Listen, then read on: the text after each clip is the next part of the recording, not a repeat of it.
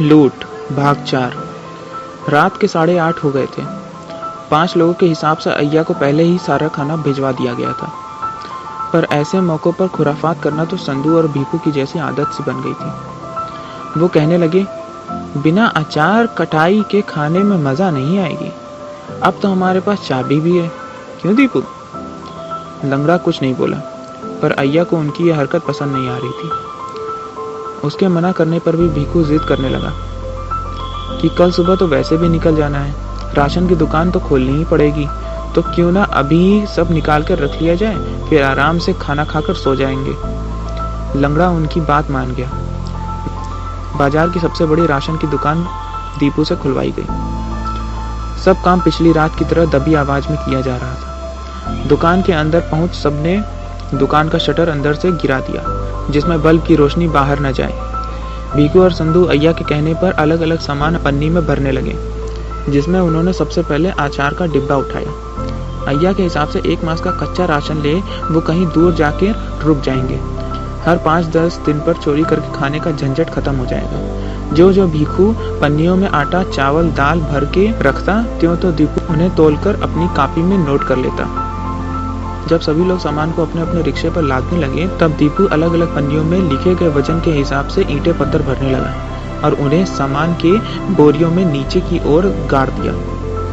सब काम होने के बाद सामान के साथ साथ रिक्शों को वापस वही मंडी में खड़ा कर दिया गया। इतना काम करके सभी को भूख लग चुकी थी। बिना ज्यादा बात किए सब खा पी कर सोने चले गए, पर दीपू कोने में बैठा अपनी कॉपी में कुछ लिखता रहा। अय्या लेटे लेटे उसे देखती रही और उसकी कई बातों पर मनन करती रही, और इन्हीं ख्यालों में घूमते हुए सब धीरे धीरे सो गए। अगली सुबह जब दीपू उठा, तब तक वो चारों निकलने के लिए तैयार हो चुके थे। उन सभी को जाते देख एक तरह का खालीपन ने दीपू को घेर लिया, शायद इसीलिए क्योंकि कल से पहले उसने कभी अपने मन की बात किसी और से नहीं बोली थी। चलते चलते जब अय्या ने दीपू को गले लगाना चाहा, तो दीपू बगल हट संधू से बोला, अगर तुम सब अब भी रुकना चाहो तो रुक सकते हो। भीखू उसकी बात सुनकर ऐंठ गया और बोला, अबे पगला गया है क्या? अब कैसे रुक सकते हैं? हम चोरी का माल गाड़ी पर लाद चुके हैं। कोई देख लिया तो लेने के देने पड़ जाएंगे, और अब और देर नहीं करनी चाहिए। चलो निकलते हैं। पर लंगड़ा दीपू से पूछा, कैसे? दीपू आगे बोला, देखो, देशबंदी के चलते बिना साधन और आदमी के बाजार में नया सामान लाना मुश्किल हो गया है। सभी दुकान का सामान धीरे धीरे खत्म होता जा रहा है। ऐसे में इन सबको तुम जैसे लोगों की जरूरत है। अपने रिक्शों से दिन भर चक्कर मार के सामान और सब्जियां अपनी मंडी में लाओ, और उनके बदले 4 वक्त का खाना और कुछ मजदूरी कमा लो। ऐसे हालातों में शहर भर में कहाँ दर दर भटकोगे?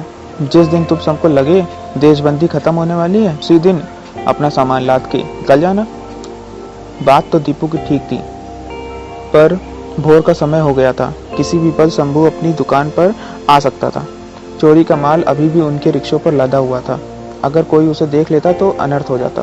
संधू ने बाकी सभी को एक नज़र देखा, फिर दीपू से बोला, तो फिर इस लूट के माल का क्या करें?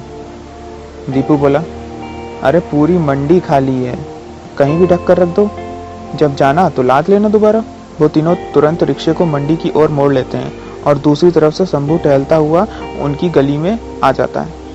अय्या को अकेली खड़ी देख बोलता है, क्या हुआ अय्या, तुम सब निकले नहीं क्या? अय्या शंभू के पास आकर दीपू की कही बात पूरी पूरी दोहरा देती और शंभू के जवाब का इंतजार करने लगती है। शंभू जब तक सोचता है, तब तक तीनों आदमी भी वहाँ टहलते हुए वापस आ जाते हैं। शंभू बोला, बात तो तुम सबकी ठीक है, और फायदा भी हम सब का ही है इसमें। ऐसा करो, दीपू के साथ एक एक करके मेरे घर जाओ और नहा धो लो, तब तक मैं बाकी दुकानदारों से बात कर लेता हूँ। सब शंभू की बात सुनकर मन ही मन दीपू को दुआएं देने लगे। अब जैसा शंभू ने कहा था, सब अपने अपने काम में लग जाते हैं, और दीपू की बाकी बातों की तरह ही ये बात भी बाकी सारे दुकानदार मान जाते हैं। तीनों मजदूर बारी बारी से सामान की लिस्ट ले बाजार और सरकारी गोदामों के बीच चक्कर मारने लगते हैं, और खाते पीते एक और दिन निकल जाता है। रात का खाना खाते समय भीखू ने दीपू से पूछा, अच्छा वो पीछे मार्केट में एक बड़ी सी दुकान है, उसके ऊपर कोई नाम नहीं लिखा है, देखने से किसी अमीर आदमी की लगती है। उसकी भी चाबी है क्या तेरे पास? अगर हो तो चल के देखा जाए क्या माल छिपा है अंदर।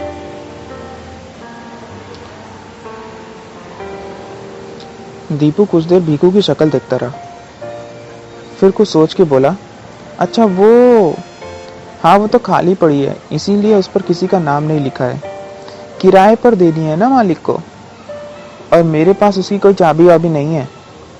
बस ये बात यहीं ख़त्म हो जाती है और सब अपनी अपनी बातों में दोबारा लग जाते हैं। इधर अय्या दीपू को खाने के बाद पास बुलाती है। कल के बाद दीपू ने उससे कोई बात नहीं की थी। शायद यही बात अय्या को कचोट रही थी। वो बोली, का हुआ रे, कल का बात का बुरा मान गया क्या? अरे मैं तो मजाक कर रही थी, कभी किसी बच्चे ने मुझसे ऐसे बात नहीं की ना, तो मैं समझ नहीं पाई। चल कोई बात नहीं। दीपू ने कहा, नहीं ऐसी बात नहीं है, बस आज थोड़ा काम ज़्यादा था तो सर दर्द हो रहा। अय्या बोली, तो पहले क्यों नहीं बोला पगले, आप बैठ, मैं तेरी मालिश कर देती हूँ, देखना झट से दर्द बंद हो जाएगा। दीपू ने सर की मालिश बस देख रखी थी, उसने कभी महसूस नहीं की थी। अय्या के हाथों में मानो उसे जादू लग रहा हो। जो जो अय्या की उंगलियां उसके सर पर घूमती, उसके पूरे शरीर में तरंग सी दौड़ जाती थी। उसी बीच अय्या ने उससे पूछा, ये मंत्री बनेगा कैसे तू, कभी सोचा है? अरे बड़ा पैसा लगता है इन सब में, इतने पैसे कहाँ से लाएगा तू? अकल तो खूब है तेरे पास, तो कहीं ठगता तो नहीं फिरेगा लोगों को, या हमारी तरह लूट मचाता फिरेगा? बोल। ये स्नेह चीज ही ऐसी होती है, जो अय्या जैसी औरत को भी, जो खुद एक लुटेरे की पत्नी है, एक पराये लड़के के गलत राह पर जाने की चिंता दे दे। दीपू अय्या की आवाज में दुख को भाप गया और बोला, पैसे कमा के तो हर कोई राजनीति में घुस सकता है, मैं तो लोग कमाऊंगा। ये हम सबके हाथ में जो मोबाइल दिया है ना, ये हमें कुछ भी सिखा सकता है। बस इसी से सीख उन सभी पिछड़ों को आगे बढ़ाऊंगा जो इतने बदकिस्मत हैं कि सरकार की दी हुई स्कीमों का भी लाभ नहीं उठा पाते। एक किसान को सही मंडी, सही बीज, सही दाम और सही ब्याज को पाने में हजारों तकलीफें आती हैं। बात सिर्फ किसान की नहीं है, हर एक आदमी जो गरीबी रेखा से नीचे जी रहा है, उसकी अगली पीढ़ी किस तरह मुफ्त शिक्षा और स्वास्थ्य लेकर अपने परिवार का सहारा बन सकती है, बस यही बताना है मुझे। जब लोगों के जबान पर मेरा नाम छप जाएगा, तब जाकर किसी राजनीतिक दल के साथ मैं जुड़ जाऊंगा। यूं पैसे से कुर्सी खरीदना मेरे बस की बात तो नहीं है। इतना बोल जब वो पलटकर अय्या को देखा, तो अय्या की आंख में नमी उसे साफ दिखाई दे रही थी। उसको देख अय्या हल्के से हंस दी और बोली, जानता है, जब मैं 18 साल की थी तब मेरी शादी हो गई थी। शादी के 2 साल तक हमें कोई बच्चा नहीं हुआ। एक दिन अपने देवर के साथ मैं और मेरा आदमी अस्पताल जा रहे थे, पर कहाँ पता था कि एक सड़क दुर्घटना में मेरी पूरी जिंदगी ही बदल जाएगी। गाड़ी पलटने से मेरे पति के सर पर गहरी चोट लगी और उसकी मौके पर ही मौत हो गई।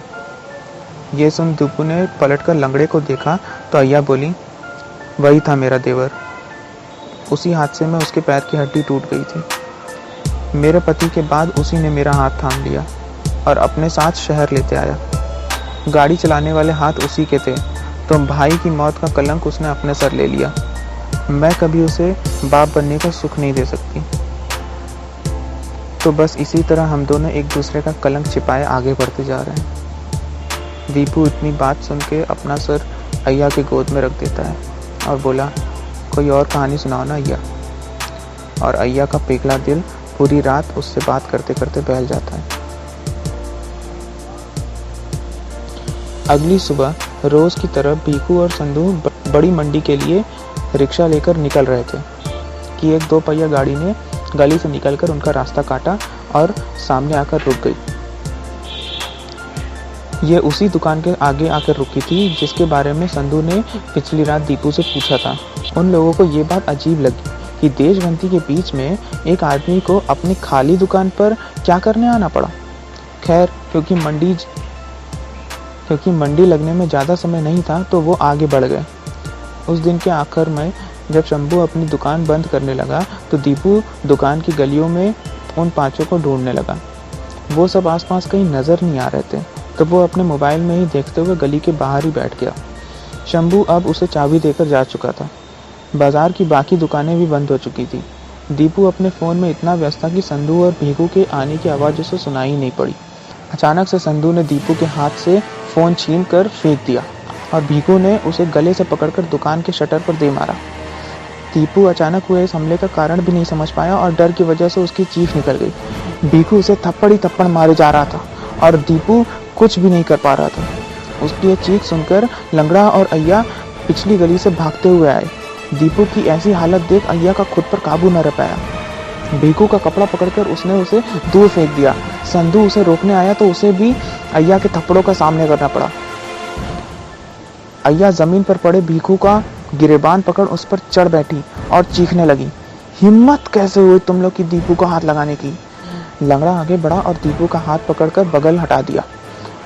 अय्या की नजर अब दीपू पर पड़ी जो कोने में सुबकियां भरते खड़ा था। अय्या ने दौड़कर उसे अपने सीने से लगा लिया और क्रोध भरी नजरों से भीखू को घूरने लगी। भीखू बोला, भाऊजी तू नहीं जानतू ये डोंडा का करीसा है।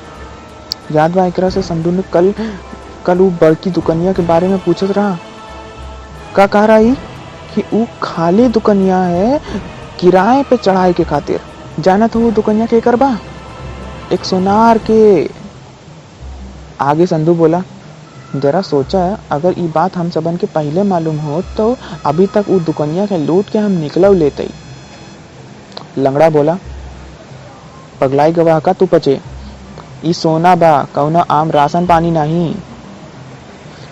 वो दुकान के रच्चो सामान इधर से उधर हुआ ना तो कुल पुलिसिया हम सबन के पीछे पड़ जाई। भीखू बोला, यही तो हम बतावत है, वो दुकान के चाबी लौंडा रखे बा पर काल बताइस नहीं। आज हम जब वो दुकान के बारे में अपनी दुकनिया पर पता लगावा तब जाए के हमें पता चला दुकनिया के अंदर ओकर सेठ कुछ काम से आई रहा और उके चाबी यही लौंडा दिए रहा।